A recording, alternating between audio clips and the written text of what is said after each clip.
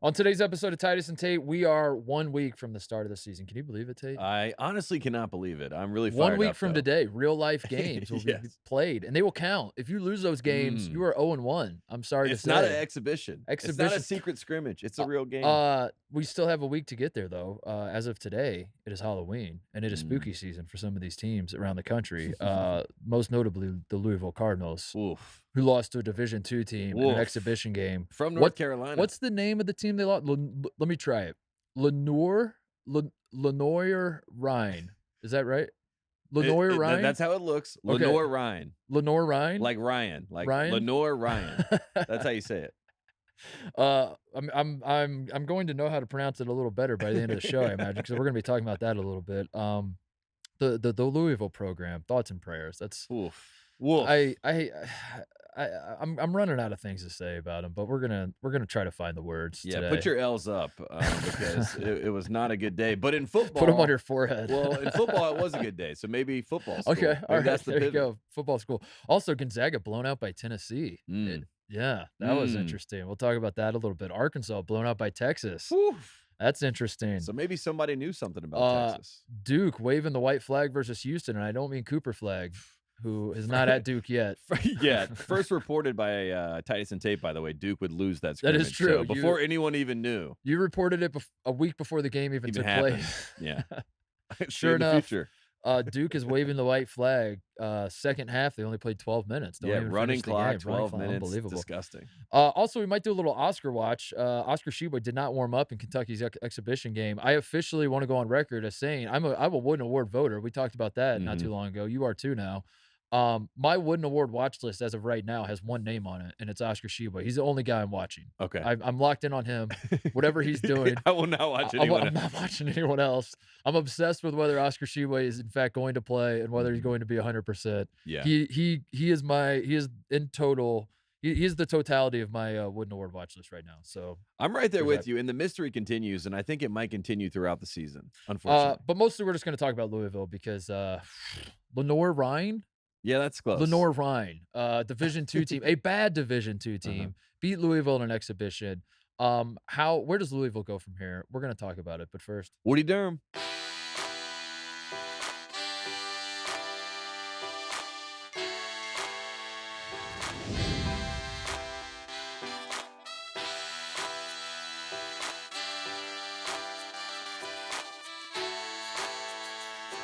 all right, before we dive in, I want to say this: our official previews, the official Titus and Tate previews, will be we're doing them on YouTube this year. Yeah. Is what we decided. That's what we decided as a team. Did we decide that as a team? I think we did. I Or think am I as telling, a team, am I telling the team live on the air right now that we're we're very excited about the previews, and there's no point for us to do extra podcasts on top of these videos. These videos speak for themselves, and I'm excited. We are the hardest working men in show business. So the question becomes, why not do the video previews and podcast previews? And the answer is we worked so hard on the video previews. It would be a disservice to the It would be a previews. disservice Yes. to the crew at Fox that was helping us along the way. So when are we rolling those out, Jim? Do we know? Next week. Next week? Okay. So the previews will come out after the Yeah, season. the season starts. Fingers crossed. No, it'll be great. We had a lot of fun shooting these. So if you're someone that just listens to this show and you want to see that, you got to go check out the YouTube page. Yeah, Yeah, Titus and Tate, on the YouTube page. YouTube/Titus But and Tate. that's going to be our preview content. We're really excited about it. We did conference previews and shot a bunch of fun stuff here around the studio, and they're working on editing it now. And fingers crossed that Yeah, it all works out. Next week we'll start rolling that stuff out. I can't wait. I can't wait to show the people what we've been up to, and also it's Halloween, so now we have costumes on, so I it just know. feels even more ridiculous. Like as we talk about all these bits. You are Teen Wolf. Scott Howard. From Yeah, Teen Scott Wolf. Howard. You're Scott Howard, not Teen. I the am not Teen Wolf. I am Yeah. Scott Howard before he turns into Teen Wolf. Yeah. Yes, I am pre. I am. A lot of people got my costume wrong. They're saying you're goofy. I'm wearing the goofy hat from Disneyland that I got with my niece when I went in April. And then I saw just sitting on the counter as I left to come do the show today. and You're like, just I need threw a it on. costume. I could be goofy. So everyone says I'm goofy. Wrong. False, Tate. Mm. I am actually the genie at the end of Aladdin, right before he's going on vacation. People forget he was wearing a goofy hat.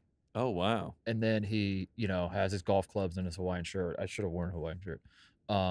So yeah, that's actually my costume. Okay, so so I like that. It's a little bait. A little more switch. thought that goes into it. Than You get people with that one. You get people with that one. Jim, do you have a costume? Jim, are you the Zodiac killer? Well, yeah, I always am the Zodiac killer, but I do have a costume. You guys just got to close your eyes, and then I'll reveal it. I'll tell you. Really? Open your eyes. Wow. Yeah, you'll like You're it. serious? You'll like me. All right. We'll close our eyes. Close your Right. Hold Eyes on. closed. No peeking. Give me a couple seconds. Let us know. Take your time, Jim. Anytime Jim says close your eyes for a few seconds. It's, I am it's concerning. automatically. Hold Yeah. on. Hold on. Oh Get in no. there. Hold on. Oh no. This is What's in the interim right here, Titus? What's your favorite Halloween costume you ever did in your life? That's a great question. My brother and I did Emmett Smith and Jerry Rice and Okay, I'm one, back. one year. Okay. That's a okay. good answer. I like that. It's me from the suite. Got thrown out. Jim Cunningham playing the drunk guy in an Ohio State suite from last season. It's drunk Jim Cunningham. Yes. Mhm. That's a great costume. Yeah. You are wearing the exact same thing. Yep. This guy's drunk. Get him out of here. I know. I'm over here thinking about 9/11. This guy's reflecting on life. Get this guy out of here. Great costume. Great We did costume. Brian and I did we did a Emmett Smith, Jerry Rice, and I know the question everyone asked, like, did we, did we Did you put a little commit? shoe polish? Yeah, did we commit? No, we did not. I promise we did not. Okay. Even growing up in the 90s in rural Indiana, we were smart enough to not to do that. Good job by you. Yeah, thank you, Mom and Dad. Yeah, for they're that. like, no. I was a skeleton one year. I don't know. I was pretty lazy with the. Yeah. I was pretty. I'm a last minute Halloween guy. What's the best costume you've done? Ferris Bueller. I'm just sticking in Yeah. the 80s. I'm Yeah. staying in the 80s. Like, I mean, that's where we peaked right around then, 1985. Yeah. I have one Halloween take, and that's it. And it's not candy related. It's not like Reese's is actually bad, you guys, or anything like that. My lone Halloween take is that Halloween costumes to me are like celebrities in commercials, where it doesn't work for me if you have to tell me who you are. Yeah. Like if agree with if that. you have to explain what your costume is, like I'm not saying you can't do it. I'm just saying you probably like I want you to go back home at the end of this party at tonight, look yourself in the mirror and say, do I need to do better next year? And the answer is yes. Yeah. If you're spending the entire night saying like, okay, so there's this. Have you heard of the Serial podcast? So there was this guy that was just recently released from. His name's Adnan. His name's Adnan. So I'm not Adnan, but who I am is. And if that's what you're doing at these Halloween parties, you've lost. So you got to stick to the classics, such as Teen Wolf. Teen Wolf, and Everyone's seen it. and- Goofy and / Aladdin. / Genie from Aladdin. As I had to explain what my costume. Yeah, I know. No, it's good. No, what do you think about that? Is that a fair thing? I think it's fair. I also appreciate when people try to do something like remember the Allstate Mayhem? There was a guy last year I saw. He was Mayhem, so he was in the suit and he had and I was like, oh, that's nice, like thoughtful. And if but you I, see but it- I did have to. I kind of you had got it, to but I did ask, ask, But I was like, I like where your head's at. It's like athletes in commercials. If you're the most egregious examples, I remember the Geico Brian Arapgo was the caveman with him. I When think the cavemen like turn and they're like, oh my God, is it all pro linebacker Brian Arapgo?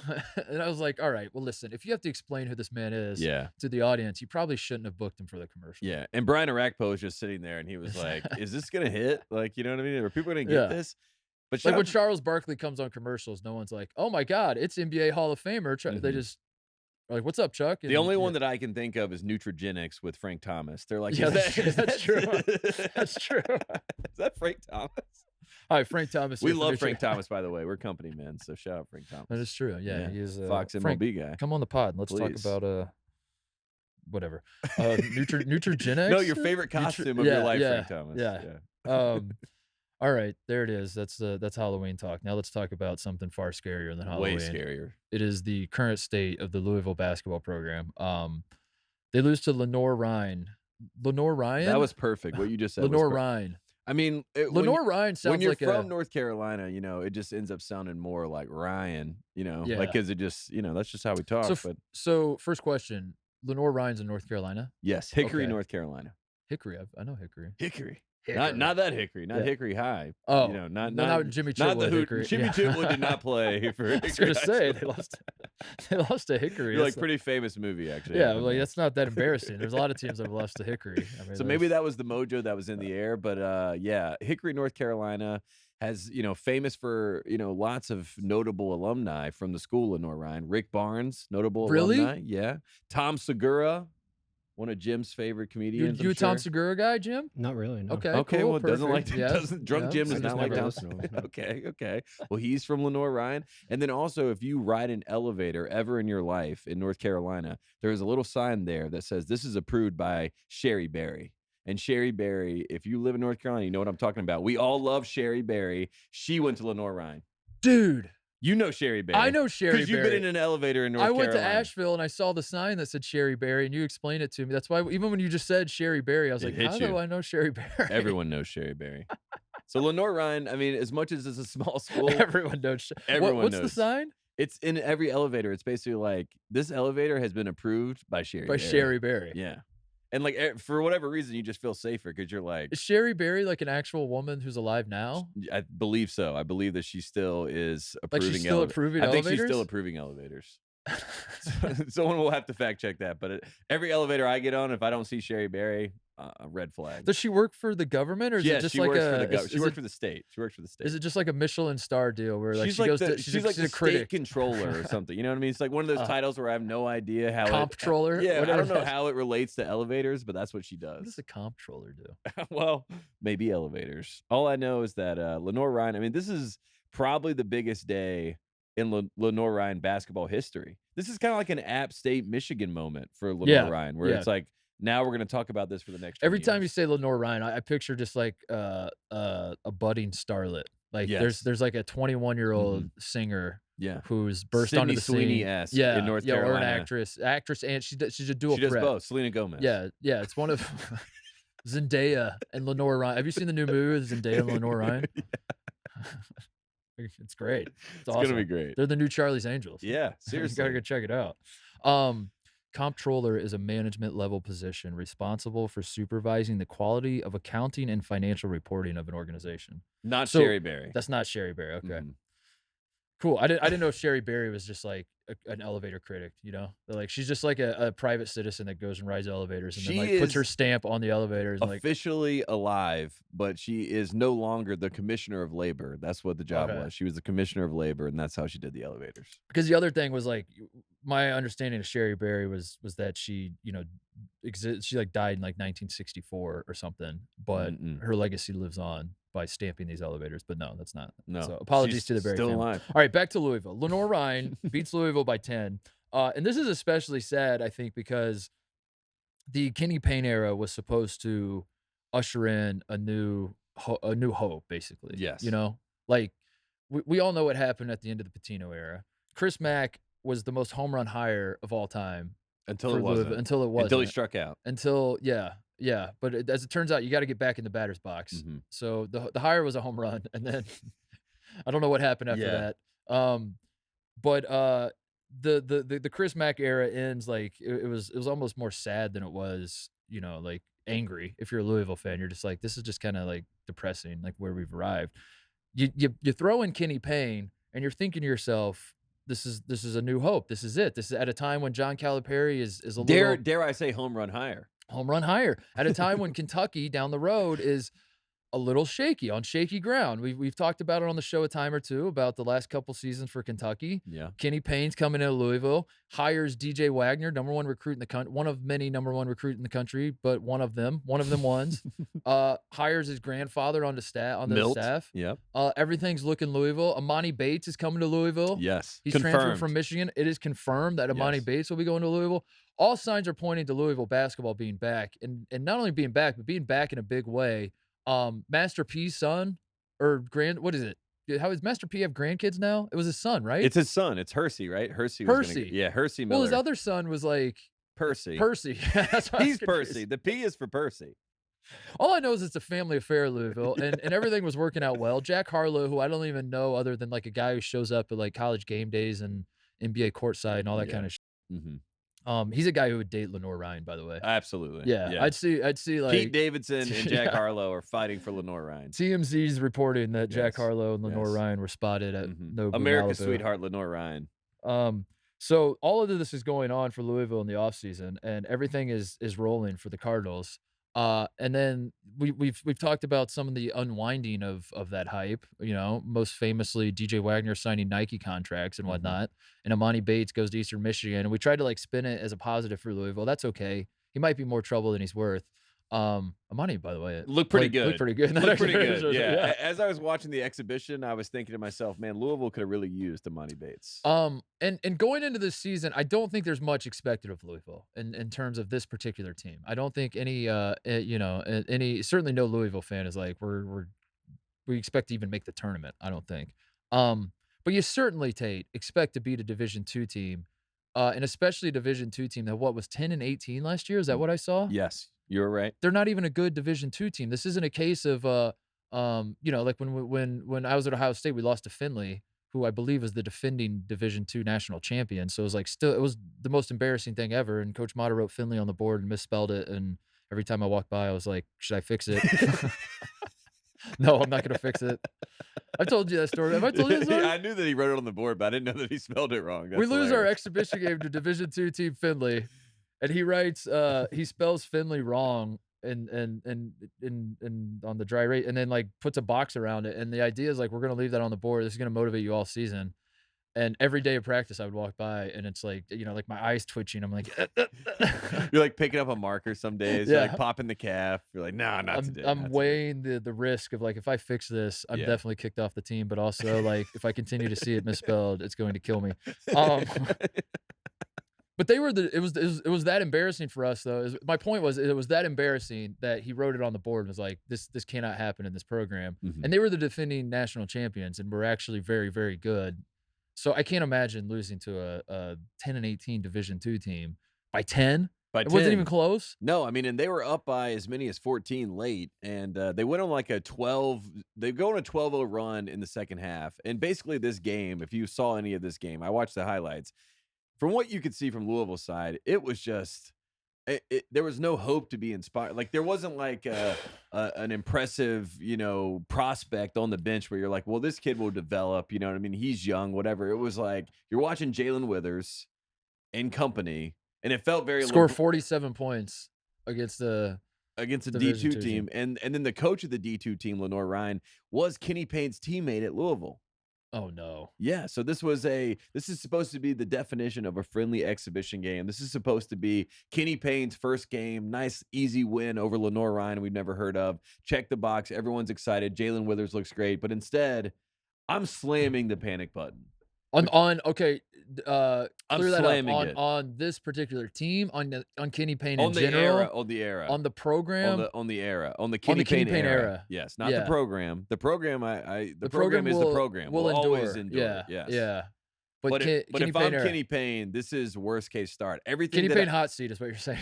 Everything that Kenny Payne had promised, or what he was supposed to be, this person that comes in and gets everything back on track. He's supposed to be this amazing recruiter. Well, the two guys that we know that he flagged to bring in, DJ Wagner, now probably, let's be honest, he's going to Kentucky, or at least the Nike school. Like that's just what it is. And then you have Amani Bates. These are the two guys that, you talk to Louisville fans 8 months ago, 9 months ago, 10 months ago. They're saying, don't worry. We got DJ Wagner in the bag, and we got Amani Bates coming on the way, and we're up. Everything's trending up. And right now, it just feels like the plane took off, and it's not going well. Yeah. This is not what you want to see. Both of the engines. Yes. Were hit by birds. And we're just hoping that we can land safely. Yeah. Dude, so here's my takeaway. From Louisville losing to a Division II team that sucks. It's time to put the banner back up. I think this program has suffered enough. I think this is officially rock bottom. Every time something bad happens to Louisville basketball, I am conditioned, like I'm sure you are, our buddy Mike Rutherford, to see what he sees or has to say about it, see what he thinks, all that kind of stuff. And my gauging of Mike is that he's just completely numb and dead inside, and it's really sad to see. Like I'm being genuine. That like there's an element of like completely checked out, and not from Mike, but like the Louisville. You know what I mean? Like the excitement was back. Yeah, it's now gone, and there's a feeling around the program that they're all just dead inside and just like waiting for something to make them care and feel alive again. And I think that something should be on opening night. Kenny Payne wins me back if on opening night for Louisville, which I don't know what their schedule is. They play next Monday, maybe. He just decides I'm going to raise the banner. We're going to raise the banner. We're going to put up double middle fingers to the NCAA. We're putting the 2013 banner back up because the punishment that Louisville has faced from basically the moment Rick Pitino was fired till now, it is cruel and unusual compared to what actually happened and everyone else's punishment is, right? Yeah. No, I mean, if you're Louisville and you just watched the national championship and you watch Kansas, who is an Adidas school doing exactly what you were basically, you know, burned at the stake for, where they're like, this terrible program is doing this, this, and that. Well, so are they. They just won a national championship. No questions asked. No one even brought up the investigation that's still ongoing, and rightfully so, because it's ridiculous. It's erroneous. We all know that this is happening in college basketball. And the fact that Louisville in 2013, we watched this team win a national championship. We had, I mean, and people really pulled for this team. This is the Kevin Ware year. I mean, this is one of the most memorable. Like Peyton Siva's dad was awesome. Like this is such a lovable, Luke Hancock was like shot faking his way into Bob Knight's heart. I remember that vividly. Every game that Bob Knight called, Luke Hancock would catch it, pump fake, and Bob Knight would cream his pants. Exactly. This guy gets he's like, it. why is this guy not at IU? Yeah. I mean, and at the time he was probably like, I'm glad this guy's not at IU. But in general, watching that game, watching that team, Montrezl Harrell as a freshman. I mean, they had, you know, Bohannon, all these guys, very likable team. Rick Pitino coaching at the highest level. This is a team that should be honored. Luke Hancock is on ACC Network. He is, you know, why do we have to do the Reggie Bush thing with him where he's like the MOP, but also wink, wink, no, he's not because it didn't happen? It happened. It happened. We watched it. Yeah. Give it back. If you're going to kill Louisville, if you're going to have to make them wade in the waters of mediocrity like they have been the past 4 or 5 years, give them the title back. Give them the title or DJ Wagner. One or the other. One or the other. One or the other. Choose. Yeah, but they or have Monty to. Bates. Louisville deserves, like, this is, and we've made more Louisville jokes than anyone. like, than anyone. But at a certain point, maybe not Kentucky fans. Yeah, maybe not. Yeah, maybe not anyone. But at a certain point, dude, it just becomes cruel and unusual. And I guess that was my feeling coming out of Lenoir-Rhyne. Lenoir-Rhyne beating Louisville by 10 was just like, enough's enough. This is not even fun. I'm no longer laughing. I'm just sad at what Louisville has become. And I want Rick Pitino back. I wanted him back when they hired Kenny Payne. That's not going to happen. I will always be a rearview mirror type guy with that stuff. Every coaching vacancy that's the first thing I do whenever a coaching vacancy comes up is I figure out who the best coach was. Yeah. In that program, and is he still alive? And if so, they should bring him back. Yeah. Bill Snyder at Kansas State. Run it back. Mac Brown, Carolina football. Run it back. It is the time. And also, Louisville had 10 Final Fours with 2012, 2013. They get those vacated. So now they're back to 8 Final Fours. 10 sounds better, and 10 feels right. And they've won 2 national championships, and it should be 3. If you go back and think about what they got the banner taken down for, my understanding it was the stripper parties, the strippers, right? Yes. The strippers. Yes. Who went? How did the 2013 team benefit from the stripper parties? Because and I'm asking this genuinely, wasn't the only 2 people I remember being involved in the stripper parties were Jaquan Lyle. Like, I know there were more, but I'm saying like that we know for sure were Jaquan Lyle and Antonio Blakeney, who went to LSU, and Jaquan Lyle went to Ohio State and then transferred out of there. It's not like Peyton Siva was at these parties. He may have been, but they couldn't prove it, is what I'm saying. Yeah. It's not like Russ Smith and Luke Hancock and Gorgie Jang were all at these parties that we know of. Like, what? So I guess when I'm thinking about it rationally, even the part of my brain that's like, you have to follow the rules. So take the banner down, Louisville. How did they get a competitive advantage from the stripper parties? How did that help the 2013 team win the title? It didn't. You still, I think you still punish the program. I think it's still a moral failing. I think you and I still make the jokes about Rick Pitino, but I don't vacate those. I'm not vacating my jokes. I'm not giving that up. But the title, I don't understand how they got to compete. Like, that doesn't make sense. That doesn't compute with my brain. Give them the title back. or DJ Wagner, maybe both. Yeah. And I think away we go, and I think Louisville's back. That's all they need. And I think as a nation that has watched a team win a national championship, we watch what happened on the court. Everything that you said. Don't gaslight me. Like, yeah, exactly. Yeah. Like, I saw it. Yeah. Like I like to have a national champion. Like 2020, pray to God we never have a 2020 again for all the many reasons, but mainly because we didn't have a national champion. Yeah. And don't you dare, you're telling me that in a decade there are 2 years that there are no national champion? That's is erroneous on all accounts. It's incomplete. I don't like it. I am upset, and I'm almost at the point where 2020 Kansas giving the national championship just so we don't have this BS. We need Sherry Berry to declare a 2013 and a 2020 national champion. Yes. Bring her in to take a look at it. Lenoir-Rhyne comes in and declares who actually won. She assesses it all and says, "Here's my thoughts." Speaking of 2020, I mean, twisting the knife, dude. That's the only season that Louisville was. Good, I guess. Yeah. I don't know what the line of demarcation. Well, they were the number 1 team in the country, right? Yeah, at 2020. And then they lost in Madison Square Garden, I believe, in New York. They started to fall apart a little bit. I think they were still ranked, definitely, by the end of the year. Yeah. Like top 15 or something. It seemed like it was all fine, but then we had the Dino Gaudio. I mean, really, the beginning of the end was the Dino Gaudio fallout. I mean, that was just. But that's why Kenny Payne was supposed to be like, okay, we're done. Wipe our hands of, we're done with Tom Jurich and Rick Pitino and the Chris Mack and Dino. Like, we're done with all of that. We finally have a guy who's charismatic, who the fan base goes nuts about, who recruits will go nuts about, who the old heads of Louisville, the Denny Crum era guys will go nuts about. Like, he was the perfect guy. We install him. We step back. We watch the magic happen. He brings in the number 1 recruit's grandpa. What could possibly go wrong? And then Lenoir-Rhyne. Kentucky bringing in the number 1 recruit's father. Yes. That was they did not see dude, that give happening. him the title back.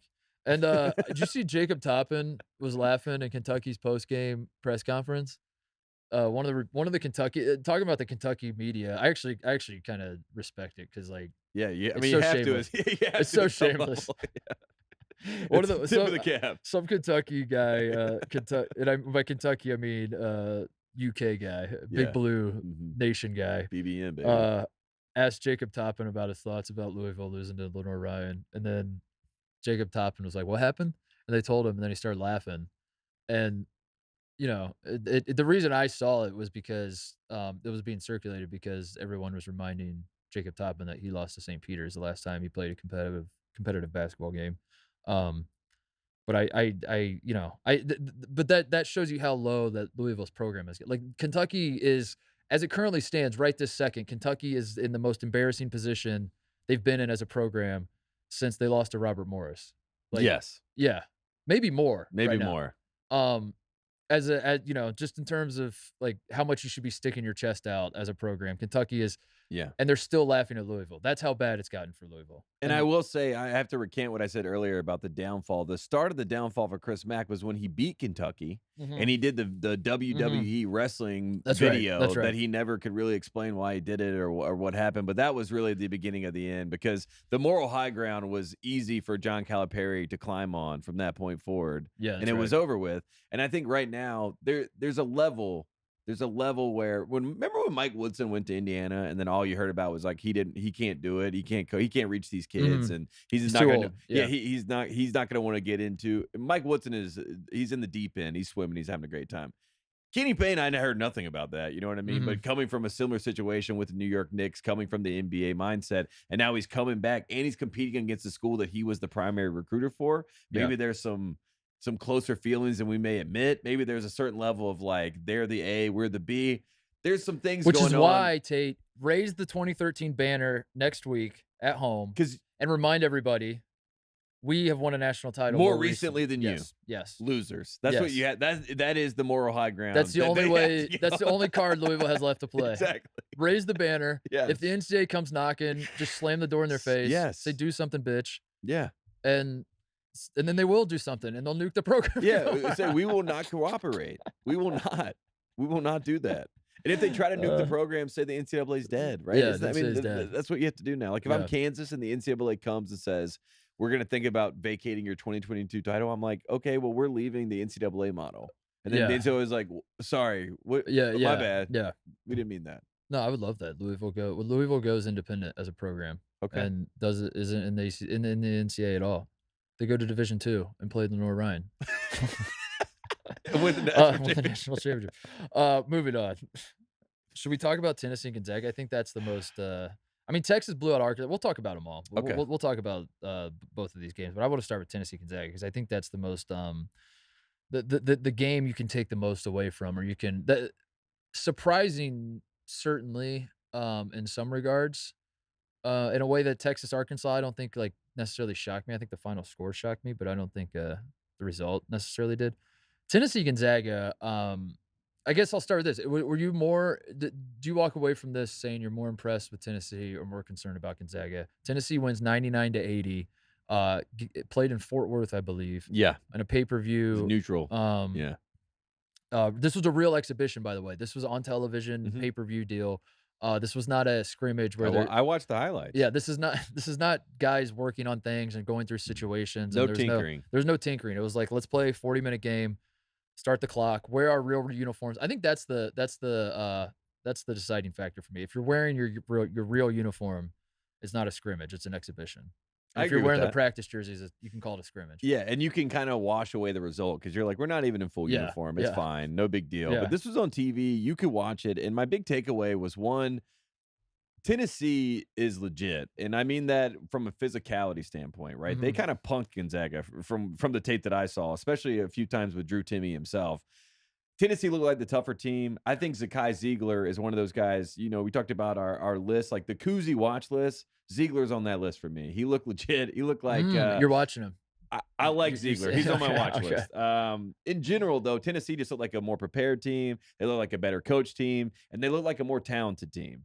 And I think those three things say to me, I'm worried about Gonzaga. Because and maybe we'll come out that Tennessee is the cream of the crop in the SEC, and they are that team. But in general, you watch this game, you watch these highlights. One, it looked like Tennessee wanted to play in it for sure, and two, it looked like Gonzaga has a lot of things to figure out. Gonzaga being ranked second in the country actually upsets me. What upsets me is that I was a Gonzaga guy for a very long time, Tate. And I guess I'm not anti-Gonzaga. I'm anti-Gonzaga being ranked number 2 to start the season based on what? On Drew Timme being back? Timme. On like it's driving me crazy. I've like worked myself into a circle like talking about Gonzaga because I was banging the drum forever saying Gonzaga is better than all the haters are saying, and like they don't actually choke in the tournament. If you look at the numbers, people crunch the analytics. Ever heard of them? They actually say that Gonzaga doesn't get upset that often. It was just like a couple times, and like otherwise they play to their seed and they're not that bad. And if 2017, they're right there in the national title game. Like if you look over all of these things that I was very happy to point out. Now it's like swung way too far the other way, where preseason rankings, Gonzaga just gets thrown a top foot. Like Gonzaga gets the blue blood treatment. We talk about it all the time. They've won 0 national titles. I don't understand how this happened. They get treated as a program as though this is 1993 and they just won back-to-back titles. They won in like Jalen Suggs is Grant Hill, and in 2021 he was a freshman and they went undefeated and won the title. And then he came back last year and they won the title again with Chet Holmgren, his buddy from Minnesota. And then now it's 1993 and they're 1993 Duke, and that's how people are looking. That's how Gonzaga gets treated. Yeah. And I don't understand. No, Drew Timme is Christian Laettner to the national media. Yes. And Drew Timme. And let's be honest, Christian Laettner would he would handle Drew Timme pretty easily, in my opinion. I agree with that. So, and I know. I mean, that's Christian Laettner is that much better. He's not Christian Laettner. Yeah, man. So I find myself like when I watch Gonzaga and I watch Timme, I get so close, like it's on the tip of my tongue. I'm ready to say some regretful shit about them not being good. Like Drew Timme's like I don't think he's bad. It's just like, how is this man like? Some people said he was a preseason national. Like Oscar Sheboy's who was the publication that said Drew Timme is their preseason national player of the year? I can't remember because there's so many preseason lists. But like, yeah, Oscar Sheboy's coming it. back and Timmy's your national player of the year. Are you insane? When Chet Holmgren was on the team last year, and by the end of the season, you're like, I trust Chet a whole lot more than Timme. Dude, this guy had Timme was awesome. Don't get me wrong. In 2021, when Gonzaga goes undefeated up into the title game, he was incredible. He also had Jalen Suggs on his team, Corey Kispert on his team, Andrew Nimhart on his team, Joel Ayayi on his team. When you surround a dude with those guards, like I could have played center and got a double-double every night. Are you kidding me? Yeah. Like, you just set picks and roll to the basket, lay it in because like the defenses are, And then you're stroke playing, your mustache. yeah, and then you stroke your mustache and point to the crowd. Like, and again, I'm not saying Drew Timmy's a bum. He's not. No, of course he's not. He's very, very He's good a and preseason All-American. But yeah. we're just saying the treatment of the fact that Like, they're number 2 in the country is pretty shocking. the fact that Gonzaga gets treated like they're inevitable because of Drew Timmy is insane to me. It's actually insane. He's not like that doesn't mean anything to me. Like Drew, you tell me if Drew Timmy would have transferred to Kentucky, like if Drew Timmy transferred to Kentucky and Oscar Tshiebwe wasn't on the team, I'd be doing the same thing. I'd be like, that doesn't mean Kentucky's like my new national champion favorite. Yeah. Like, yeah, say Oscar Tshiebwe's not playing this year. He goes pro. Timmy transfers to Kentucky. I'd be doing the exact same. I'd be like, yeah, they're gonna be good, but like, no, I'm not ready to bet the farm on Kentucky just because Drew Timmy's on the team. Of course, and let's be quite honest, like if Tommy Lloyd was still at Gonzaga and things hadn't fundamentally changed at Gonzaga since 2021, I would be a little bit more I would have reservations before I say certain things, but I'm still trying to see what Gonzaga looks like post Tommy Lloyd. Yes. Because you know who looks a lot like the Gonzaga that I was afraid of?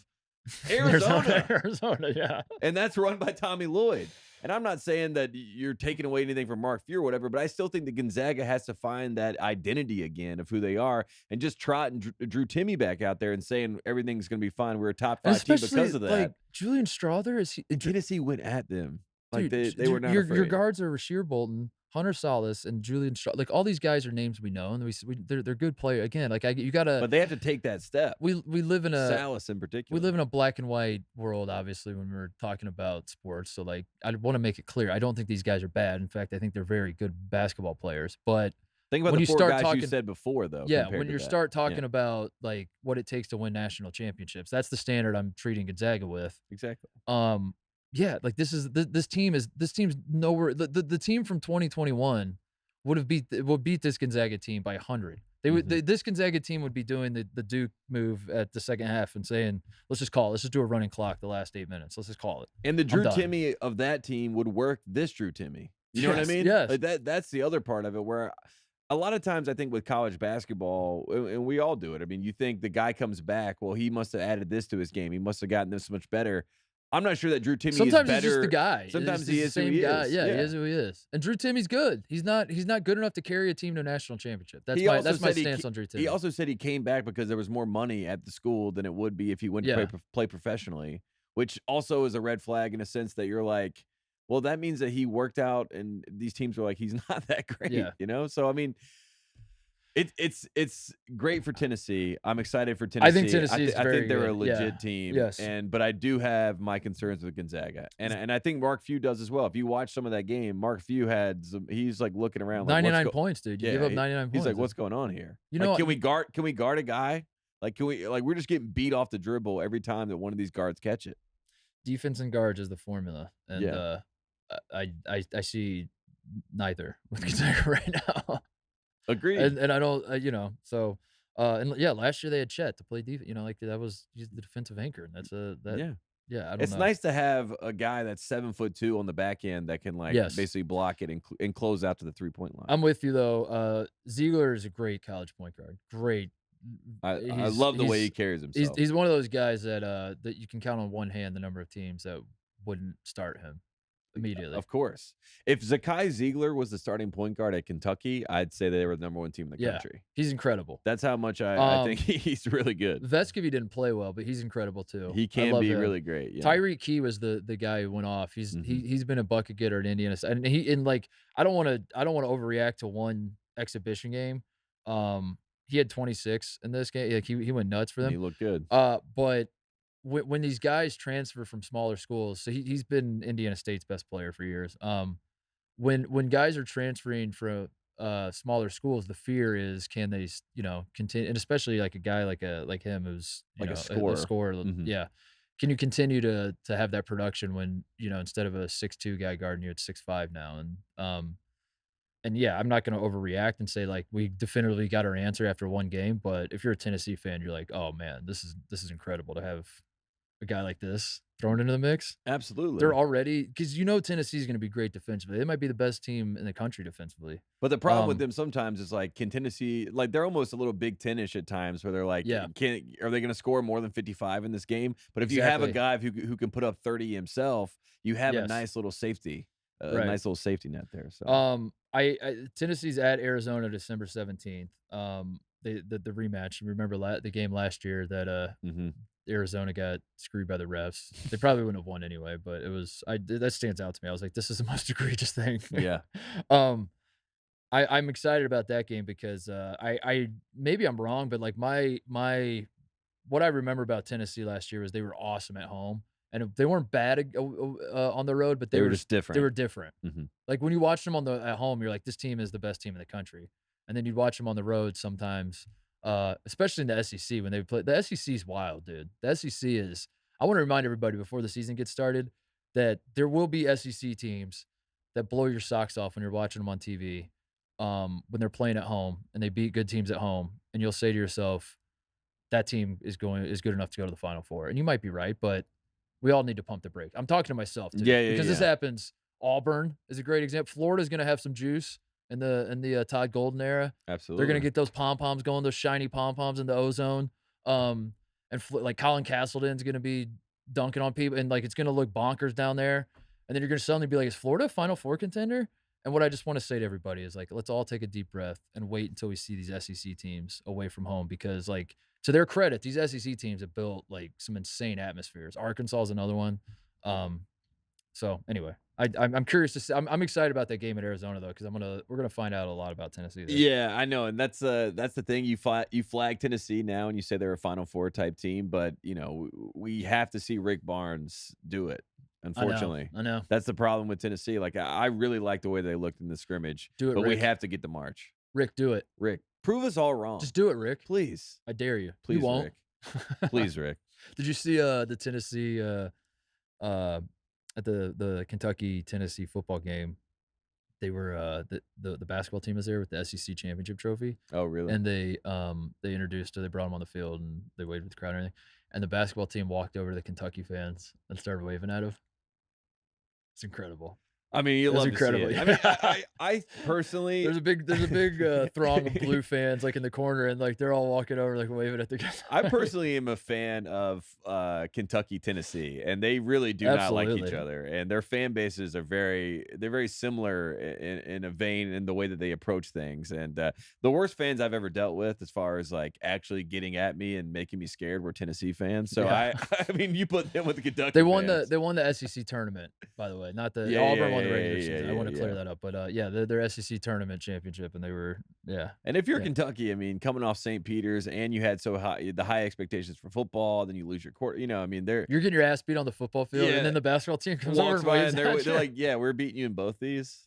And Tennessee beat Alabama too. So I mean, this is like they have a lot to talk about right now. Tennessee fans, they're feeling themselves. They're feeling themselves big time. And they will let it be known. Rightfully so, man. That's what it's all about, dude. You go through so many years of pain and misery as fans, you know, especially with that football program. But because in Tennessee fans' minds, they look at Alabama like what Nick Saban did, and they're like, that should have been us. You know what I mean? Like we should have gotten that coach that takes us to that next level. So yeah, they're excited. No, I'm with you, man. They're freaking crazy. I remember we played there in Knoxville one year, and I've talked about that on the show before. That was like I wasn't scared, but it was like, this is a different breed of people down here. No, we played in the South. Like it wasn't just the South. It was like specifically. You can say scared. I mean, like we played at Carolina, we played at Florida, we played at Tennessee. So it wasn't just like the South. It was like this specific part of the country. Absolutely. I was like, God damn, these people are. They love it. I mean, the only Tennessee Carolina game I ever went to in my life was the Music City Bowl. So that's a neutral site, even though it's in Nashville. And I've never felt that unsafe at a sporting event. People were throwing beer bottles at my family. Shout out to your family, by the way. You sent me a picture, your mother and father for Halloween. Yeah. Your mom was Caleb Love, right? My mom dressed up as Caleb Love. And your father was who? Bo Borowski. So my dad had the ref uniform on. My mom, she drew like a little stencil mustache, you know, around. Did your dad put Love. Like pillows in his ass, like to make his ass? Did he have like a monitor he was walking around looking at all times? I think he needed a prop or something. But my mom did say, I think at one point he blew the whistle and caught it on the floor. He caught it on the floor. Yeah, he waved it off. Waved off the one. Quickly, can we talk about Texas, Arkansas? I don't think there's much to glean from this other than the final score. I think Arkansas, for me, this is not shocking because this is first of all, Arkansas is very, very young. Texas Very is the young. opposite of that. Yeah. Arkansas did have 23 turnovers. But this is the MO for Arkansas in the years that Eric Musselman has been there is that they have like a cupcake schedule to start. They go like 8 or 9-0. I think this has happened all 3 years. Then they play a team with a pulse and they lose. And then the wheels start slowly falling off where you're like, "Oh my god, that start to the season was fraudulent." I was doing this last year. I remember that. Yeah, it was like into December. We were both like, "Is Arkansas a fraud?" They're a fraud. Yeah, they're definitely a fraud. No question about it. And then the calendar turns and they start putting it together, and then they go to the Elite Eight, and then you look back and you're like, how did you lose like 6 out of 7 during that one stretch? Yeah. So to that point, this game against Texas is like it's supposed to come. It's supposed to come like mid-December, and instead it came in as a scrimmage. So was this an exhibit? This was an exhibition. This was an exhibition. Yeah, this game was is supposed an exhibition. to be televised, but then they decided to remove it. Yeah, this probably Arkansas's. Yeah, I think that was Muss. Muss is like wipe the tape. So I'm not freaking out about Arkansas. I don't think I don't know how good they're going to be. Like we'll see. We'll see them in Maui. I'm excited for that. Nick Smith is. We'll also see Louisville in Maui. Oh God, dude. Unless Lenoir-Rhyne took their spot, I don't know how that works. Dude, Louisville could have lost to Chaminade. Oh, for sure. If this could have been a Chaminade year, the Chaminade's kicking themselves, dude. I know. I swear to God, if Ohio State goes 0-3, and I'm getting a Lenoir-Rhyne jersey. I'm getting on a boat in Maui and I'm walking the plank. I'm just having the boat take me out to the middle of the Pacific. I'm tying some rocks to my feet and I'm walking the plank. For losing to Lenoir-Rhyne, get out of here. Oh man. Yeah, so Arkansas, I'm not hitting the panic button. Obviously, if you're going to play an exhibition, I'd prefer not to lose by 30, but it's a long season. I think this is kind of par for the course from us and whatever. My takeaway of this is I think the run of Texas jokes might be coming to an end, Tate. I'm not there yet. You don't think so? I'm not there yet. I think we might be. Texas got up by 30 in this game, reportedly. So I mean, tip of the cap, respect. But I remember a time in 2020. Yeah, back in 2020, we went to the Maui Asheville Championship, and a team that also wore those different coach. No, different coach, but same program. Okay, and a program that we all know, same culture, same minister of culture. The culture, the minister of culture remains the same, Matthew McConaughey. And I do think Texas has teased me so many times in November, December. Like, I mean, I watched Kobe White play Texas in Vegas, and Texas just run him off the court. And Kerwin Roach had an amazing game, and everyone's like, Texas basketball. I remember that. Same thing, Texas in the Maui Asheville Championship beats North Carolina. Everyone's like, Texas.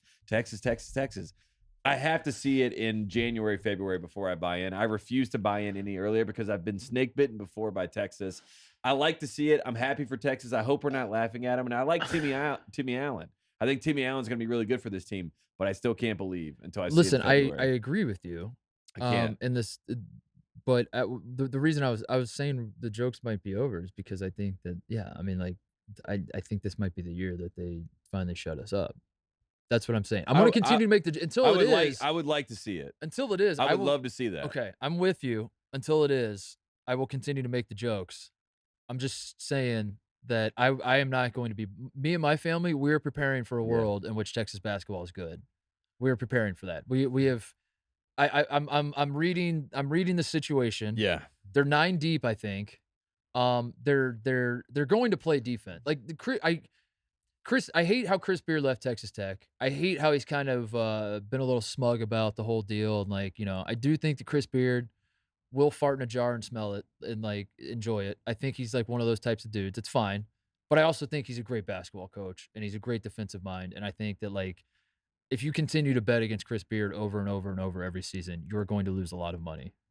Is that a fair assessment? And I think at some point, I'm not saying they're Final Four. I'm not saying they're national title. I think at some point, you have to look at what Texas basketball is going to be, and you're going to say, all right, I can't. I mean, you can't deny it. You can't deny it. Okay. They are good.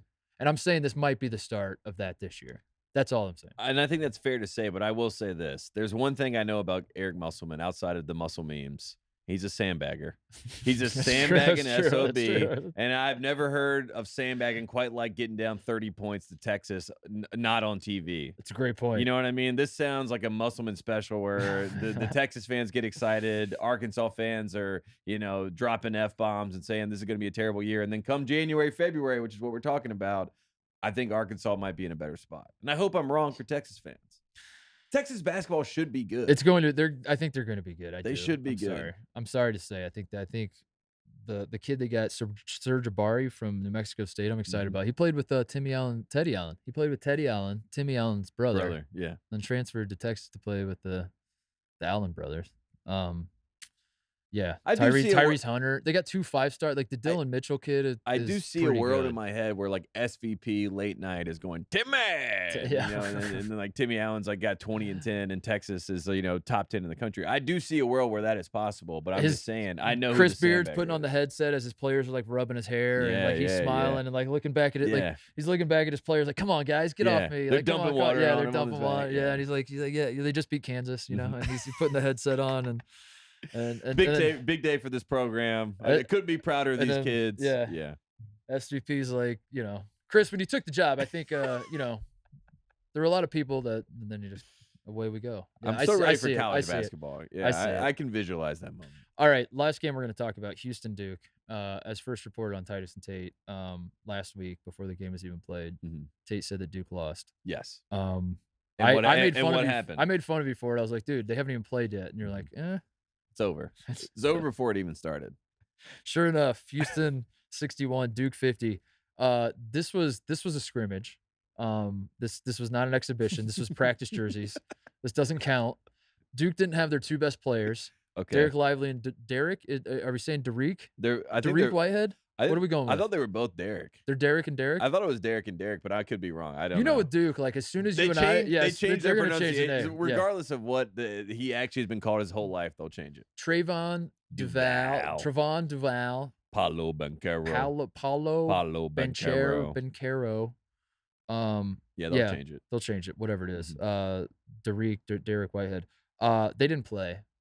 But you don't care about that. You say that doesn't matter. You say that Houston over Duke, that still moves the needle for you. Yeah, I talked to a source and I asked what was the takeaway from this game, and they said embarrassing effort on behalf of the Blue Devils. So I mean I look at coaching. Is the source your mother? No, I mean it was a Houston person. Embarrassing effort.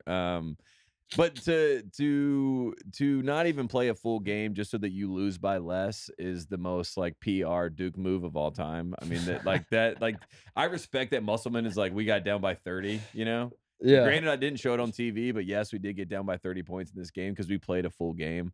And you said it was a difference, it was a scrimmage, exhibition, whatever. But I mean, Houston's a really good basketball team. Of course, they're going to beat Duke in this game. Like you said, Duke didn't have the 2 freshmen, so you can give them the benefit of the doubt. But it is a little concerning, and especially the fact that they cut the game short for a reason, obviously, for the PR of it all. And I don't know. Nolan Smith is a Duke guy at Louisville losing. John Shire was they were buddies, apparently fighting to see who was going to be Coach K's next guy against each other.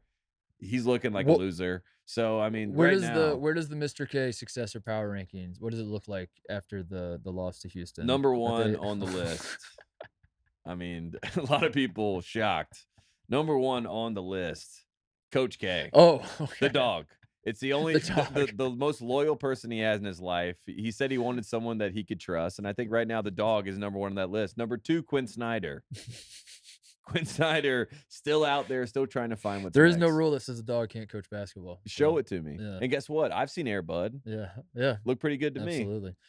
Houston, I'll be honest, I'm gonna tap my chest and I'm still of the opinion that Houston's gonna win the national championship in front of Jim Nance. Yeah. And he's gonna take his tie off. And the final tie that Jim Nance gives in his career is going to be the city of Houston itself.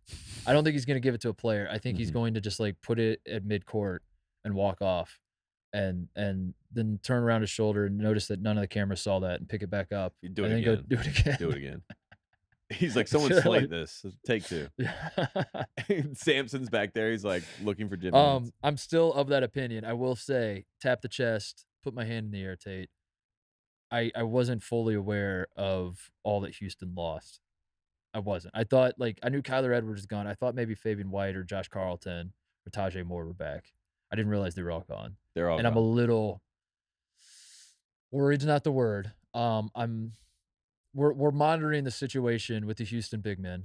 I know, like, they got a freshman, the Walker kid, who I'm not gonna pretend like I've been grinding the tape on, but he's a 5-star, and I know that they think highly of him. But yeah, I don't know. It's a situation I'm monitoring. That's all I'm gonna say. It's like I was very bullish on Houston when I knew that Shed and Trayvon Mark and Sasser were gonna, I just see the visions of the 3-headed guard, we saw it with Baylor, the old school Illinois pro, the Baylor. But now I'm starting to, monitor the situation. We'll just say that. Yeah, that's all. I think it's fair. And also, at the end of the day, Houston, we all know the game that Sampson is playing, very similar to Musselman, where it's like we're playing the long game and we're building the resume so that everyone thinks that we're number one. Is depth going to be an issue? Could be. Like, yeah, how many guys? Like, because I feel like they're going to run those 3 guards into the ground. I feel like they're going to average 30 set. They're all 3 going to average like 37 minutes a game. Maybe not. I would like to be wrong, but I thought Houston was deeper than they actually are. I'm just really hoping that Sasser is who he was before he got hurt. You know what I mean? Yeah. Like, if Marcus Sasser looks like the best guard in the country, then I feel fine about Houston. I still think they're winning the national championship. I just want to say I'm not as confident as I was before. Jim Nantz also thinks, because they only beat Duke by 11, dude. I felt like they should have been, like, in my mind, they should have won by more. Can you believe 12 minutes second half? They only scored 61 points on Duke, dude. I feel like they need to score more than that. It's ridiculous. I mean, who let them get away with that? I mean, shout out to Kelvin Sampson for being a nice guy. If someone came and said we're just going to do 12 minutes second half, I'm like, no chance. No, you're gonna walk. You're gonna get up there. We're gonna get it by 30. Yeah. What I would do is I'd say, okay, and as soon as they walk off the floor, I would start the clock and start playing, and then just shoot wide open layups. And make the refs continue to play it out, and then I would tweet out a different score. We'd have 2 different scores. Duke would say we lost by 11. Houston would be like, we beat you by 61. So we played the last 8 minutes without you. And then you say show the tape, and they're like, no, dude, we will not release the tape.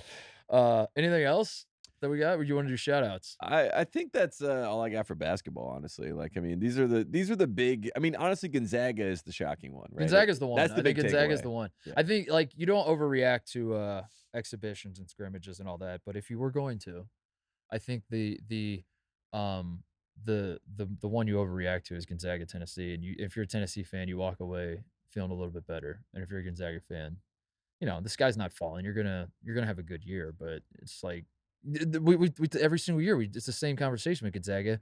It's national championship or bust for the program, not for each specific Gonzaga team per se, but like the only thing that's going to make Gonzaga fans feel alive at this point, or feel like, we've done it. The only thing that's going to make them cry tears of joy is winning a national championship.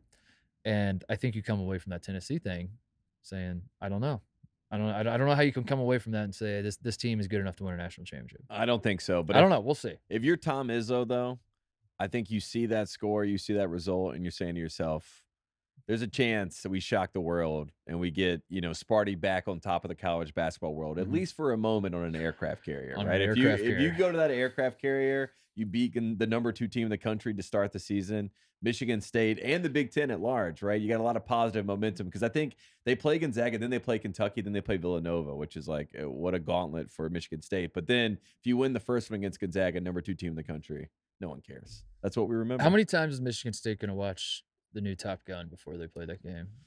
Izzo's going to come out with the leather jacket and for sure. The Izzo loves Halloween. I wonder what he is this year. Yeah. I'm sure he's going all out. Yeah. He's probably Tom Cruise in Top Gun. He's mad. Are the bands there? Michigan State's band only be. plays the Top Gun theme. Gotta be. Every song is the Top Gun theme. every single time out, it's just There's just a guy with a guitar. Yeah, just one guy. He's ripping it.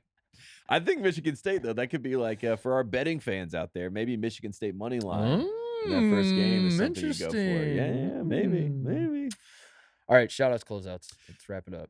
One shout-out for me, a big one for me, Drake May, the brother of Luke May. And I'm about 2 weeks away from saying Luke May is the brother of Drake May, because Drake May, 5 touchdowns, beats Pitt, 7-1, undefeated in the ACC. 6th on the Heisman Is he? odds right now. Yeah. Dude, Climbing up the ladder. Your boy CJ Let's Stroud, go. #1. So shout out. Oh, Stroud's still #1? He's #1 on the one Hooker's I not saw. #1? No, it was Stroud the one I saw. But Huh. Hooker probably, you know, like if you ask the comment or you ask Feinbaum or whoever, they're like, it's obviously Hooker. But the list I saw, you know how it Stroud. goes. Everyone wants to be contrarian, you know. Like everyone wants to be. Plus, it's like if you're in the South, you're probably gonna say Hooker. Like just like that's just what happens, and then you're not going to say Stroud. I mean, it's ridiculous. But Drake May, my guy, I've never watched someone play quarterback like this. I showed you a highlight the other day.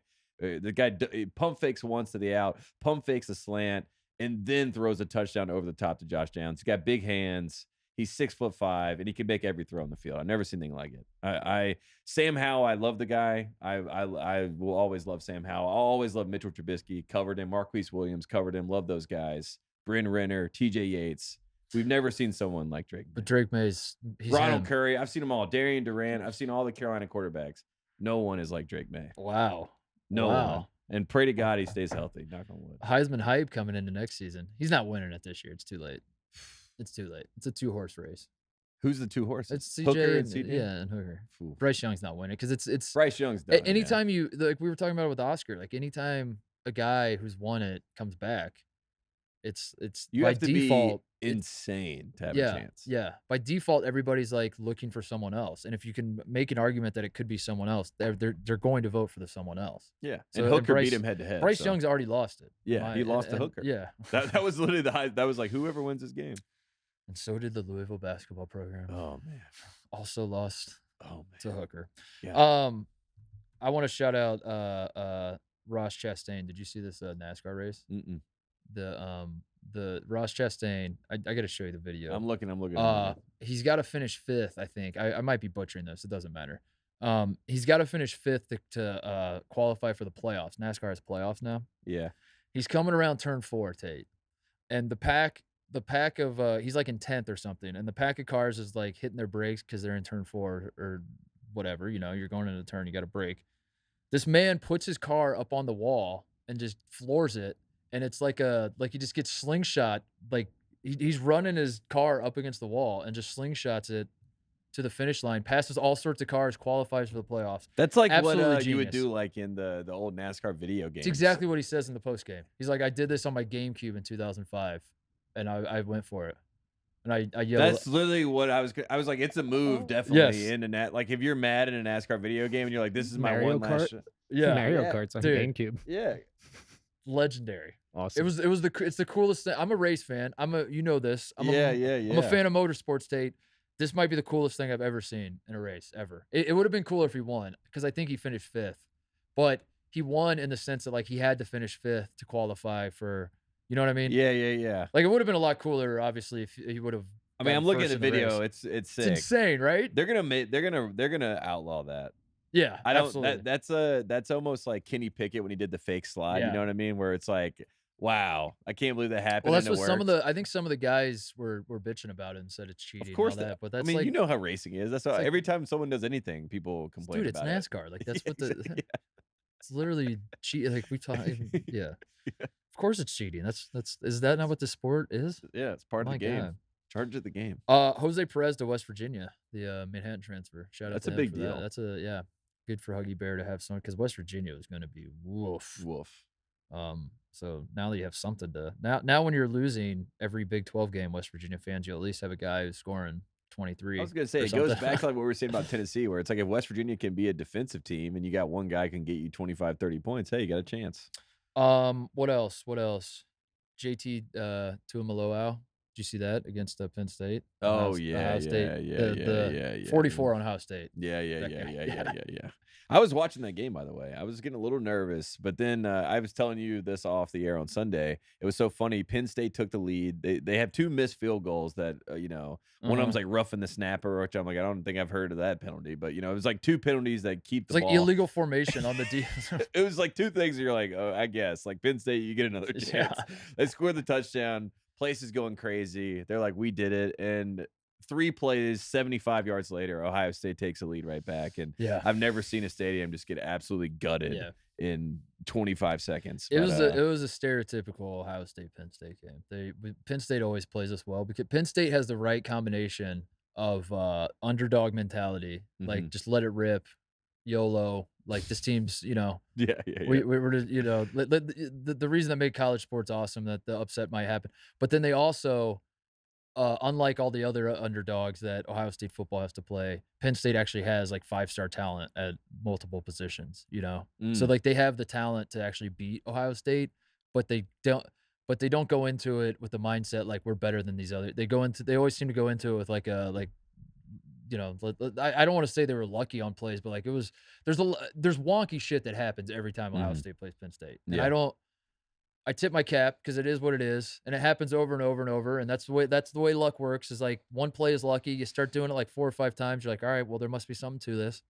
But as an Ohio State guy, you're watching a game like that, you're like, this what is happening never happens against any other team except Penn State. Like these weird ass the penalty calls you're saying, and like the first touchdown they scored when like both of our guys go to tackle him.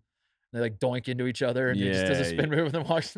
Yeah, there's a little stuff bit like that where you're like, what is going on here? Little Notre Dame, Penn State has that going for them, but it was also funny. Like, but then we still win in the end. Well, Ohio State needs a better PR department, because I started watching that game because I was on Twitter and I saw some of our Michigan friends basically like how embarrassing to be playing this badly, against Penn State. Against Michigan State okay, yeah. When Michigan State was hanging around, is that what they were saying? Oh, no, they didn't say that. They didn't tweet that. The team that Ohio State beat the shit out of. But that's why I turned the game on, because I was like, is Ohio State getting blown out this game? Yeah. It was like...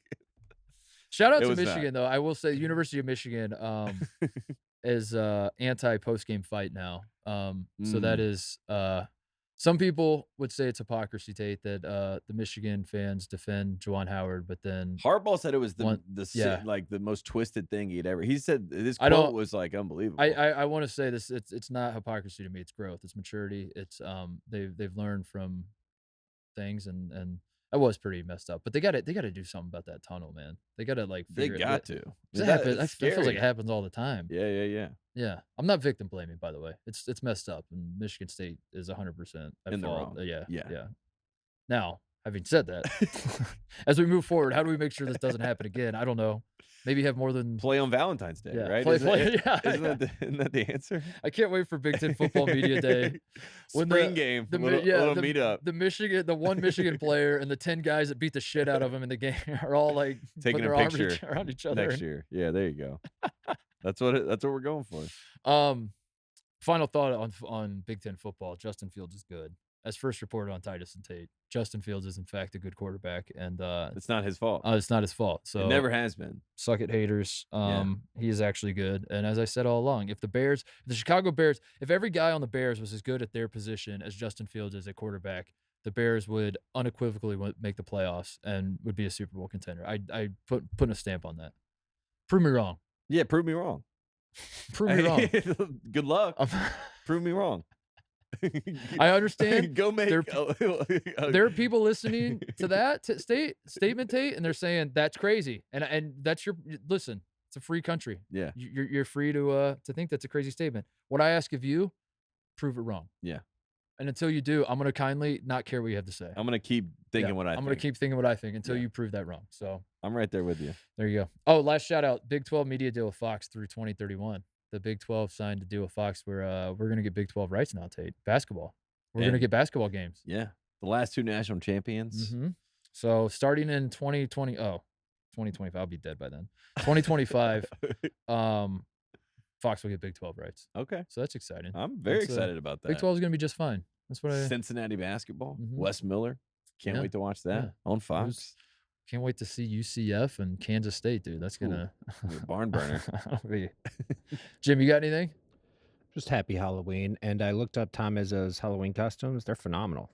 Dude, he's a shout out Tom Izzo, the king of Halloween. Yeah, he's done Kiss. Like that's the one I remember most vividly. Kiss. I mean, it always aligns well with like Midnight Madness, whatever. So like it's always my recollection is like you can always come out in front of a crowd and have like. I think that's what the Kiss was. Like it was at a Midnight Madness type thing. You like play guitar. Yeah. They're great though.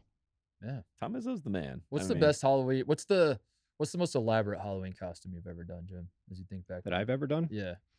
I don't know. Turd Ferguson. Pretty good. It was real good. That was a good one. Ultimate Warrior. Well, you're generally a guy that you love Halloween, and you absolutely. you put some thought into your costume, and of course. Drunk Jim Cunningham's a good costume. I Yeah, like yeah, that's up there. That's top 5 for me. We'll have to take a picture. Drunk Jim Cunningham. Tate and I thought you were just gonna bring a knife in and say you're the Zodiac Killer. Yeah. I did. That's every day. That's not a costume. That's every day. That's real life. All right, go subscribe to Titus and Tate YouTube. Next week, we're gonna be releasing the previews. Yeah, previews. We're excited about that. Otherwise, that's the show. Happy Halloween, everybody. We will see you on Thursday. Bye.